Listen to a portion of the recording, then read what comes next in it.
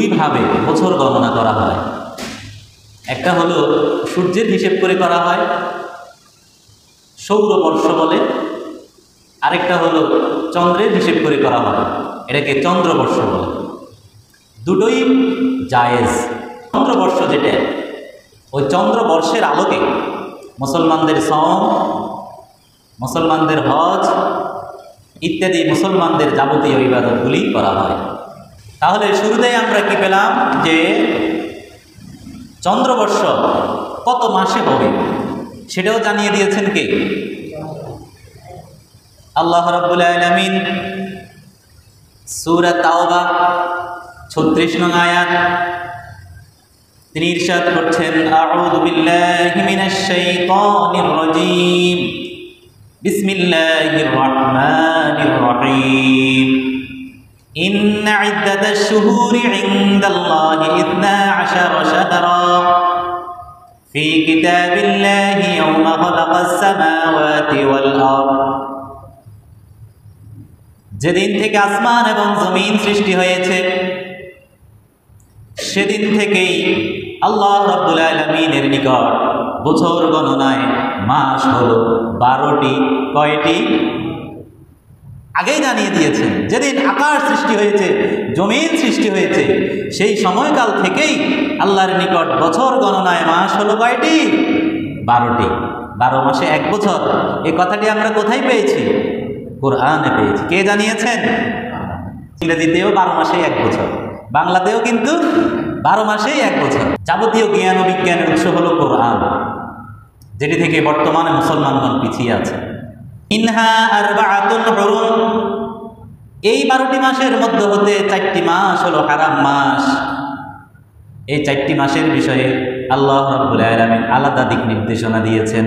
আল্লাহ বলেন, ফালা তাযলিমু ফীহিন্না আনফুসাকুম, কাজেই তোমরা এই 4টি মাসে নিজেদের প্রতি তোমরা জুলুম করো না। এখন প্রশ্ন হলো, কোন সেই 4টি মাস? উত্তর হলো, রাসূল জানিয়েছেন হাদিসে, সালাতুন মুতাওয়ালিয়াত, যুলকআদা, যুলহিজ্জা ওয়া মুহররম ওয়া রজব মুদর। 3টি মাস একসাথে, জিলকদ, জিলহজ, মুহররম, আর চতুর্থ মাসটি হলো রজব মাস। এই 4টি মাসে সকল ধরনের যুদ্ধ বিগ্রহ হারাম ঘোষণা করা হয়েছিল। এখন আমরা এই আয়াতের অর্থ ধরে নেব।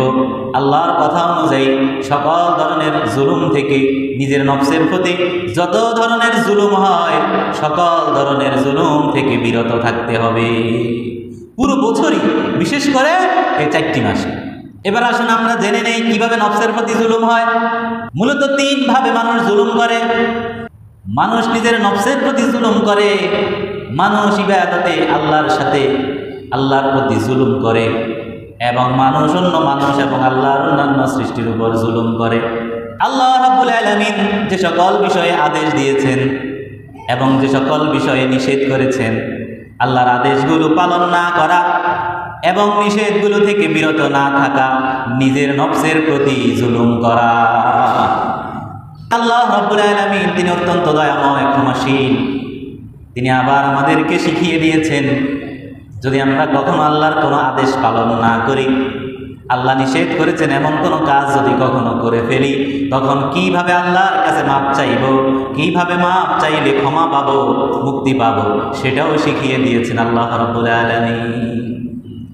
পবিত্র কোরআন ইরশাদ হচ্ছে, রব্বানা যালামনা আনফুসানা ওয়া ইল্লাম তাগফির লানা ওয়া তারহামনা লানাকুনান্না মিনাল খাসিরিন। হযরত আদম আলাইহিস সালামকে যখন আল্লাহ রাব্বুল আলামিন জান্নাতের নাজ নিয়ামত দিয়েছেন, যেখানে খুশি সেখানে ঘুরবে, যা খুশি পছন্দসই সেখান থেকে খাবে, তবে তোমরা এই গাছের নিকটবর্তী হইও না। তিনি যখন নিকটবর্তী হয়ে গেলেন, আল্লাহ রাব্বুল আলামিন জান্নাত থেকে উনাদেরকে দুনিয়ায় পাঠিয়ে দিলেন। এরপরে তিনি আল্লাহর কাছে দোয়া করে বলেন, রব্বানা যালামনা আনফুসানা, রাব্বুল আলামিন আপনি যেই কাজে নিষেধ করেছেন সেই কাজটা করার মাধ্যমে আমরা নিজেরাই নিজেদের প্রতি জুলুম করে ফেলেছি। ওয়া ইল্লাম তাগফির লানা,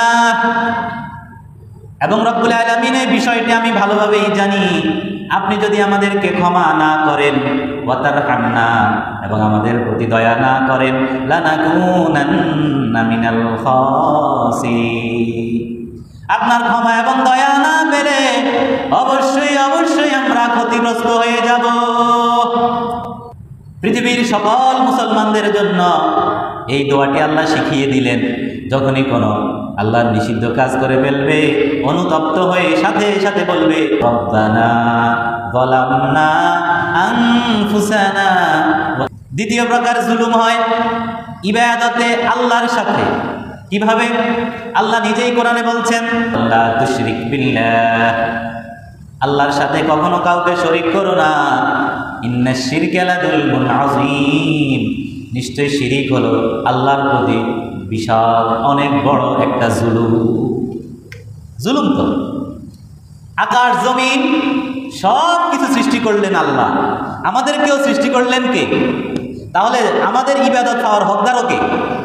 এখন আল্লাহকে সেজদা না দিয়ে যদি অন্য কাউকে সেজদা দেওয়া হয়, এটা আল্লাহর প্রতি জুলুম। তাহলে নিজের প্রতিও জুলুম করা যাবে না, শিরিক করার মাধ্যমে আল্লাহর প্রতিও জুলুম করা যাবে না। আল্লাহর প্রতি তো জুলুম করার মতো মানুষের ক্ষমতা নেই, কিন্তু আল্লাহ রাব্বুল আলামিন শিরিকটাকে এত ভয়ঙ্কর অপরাধ হিসেবে তিনি নিয়েছেন। কেউ যদি শিরিক করে, আল্লাহ ধরে নেয় সে আল্লাহর প্রতি জুলুম করেছে। 3 নাম্বার হলো অন্য যে কোনো মানুষ, আল্লাহর যে কোনো সৃষ্টির প্রতি কি করা? অন্যায়, অবিচার, অত্যাচার, জুলুম করা।